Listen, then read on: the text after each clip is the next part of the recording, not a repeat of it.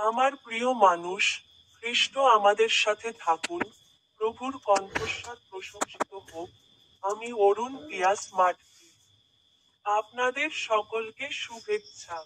আজ আগস্ট মাসের ২৭তম দিন, ২০২৫ বছরের অষ্টম মাস। আজ সেন্ট মনিকার উৎসব। আপনারাও কি আজ আপনার বাড়িতে যোগ দিয়েছেন? বাইবেলের তার একটি পদের উপর কথা বলুন। দ্বিতীয় বিবরণ অধ্যায় ১৩ পদ নম্বর ৪। আপনাদের অবশ্যই আপনার ঈশ্বর প্রভুকে অনুসরণ করতে হবে। তাকে ভয় করতে হবে, তার আদেশ অনুসরণ করতে হবে, তার বাক্য মেনে চলতে হবে, তার সেবা করতে হবে এবং তার সাথে লেগে থাকতে হবে।